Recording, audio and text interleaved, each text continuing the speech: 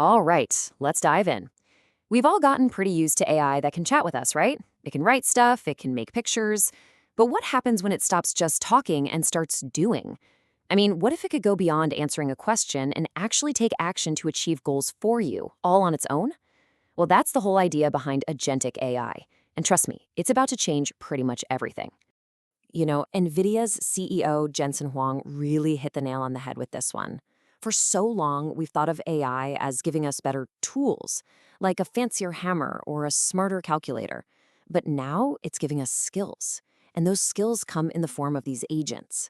This is a huge shift from an AI that's a passive assistant to one that's an active player, chasing goals all by itself. And that really is the big question, isn't it?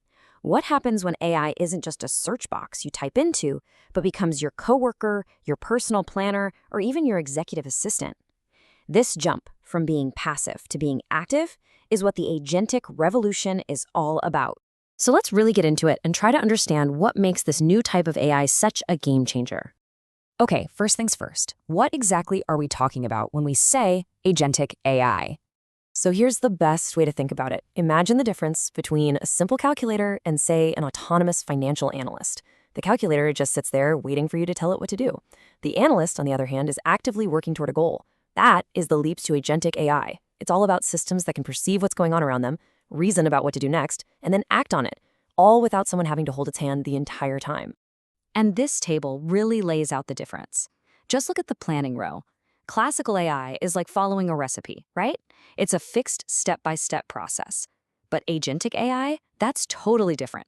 It's goal-driven. It comes up with its own plan, and, crucially, it can adapt that plan if things change. It's basically the difference between reading from a script and actually improvising to solve a problem on the fly.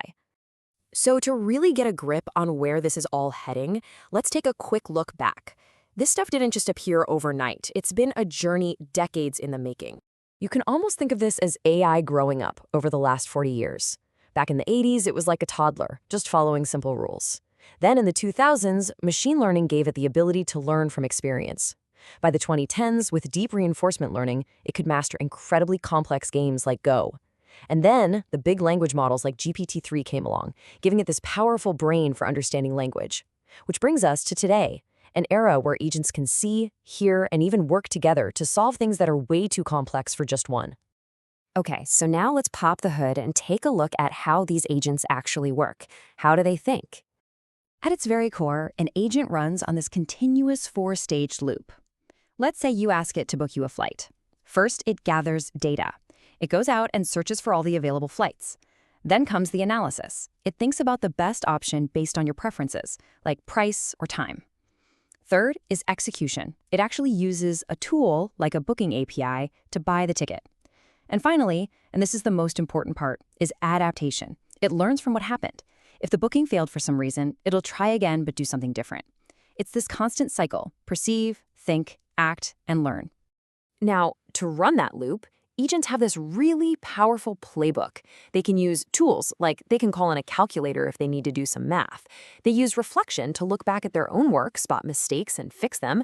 They create super detailed plans to break down big goals into smaller steps.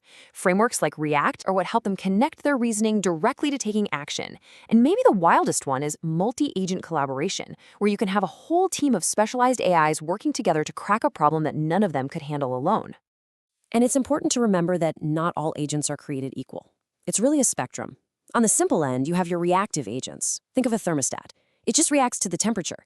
But as you get more complex, they become goal-driven, meaning they can plan ahead. And way out on the far end, you have these concepts like theory of mind agents, which can actually start to understand human intentions and beliefs, which makes working with them feel so much more natural. This whole progression is how we build more and more sophisticated AI partners. So with all of this incredible potential on the table, what does the future actually look like? And what are the big roadblocks we need to worry about? Because all of this power comes with some pretty huge challenges. I mean, if you have an AI agent managing your finances, how do we make absolutely sure it's aligned with your personal values and not just trying to maximize profit in some super risky way? How do we make it robust enough so it doesn't make a disastrous mistake? And what about our privacy when these things have access to all of our most sensitive data?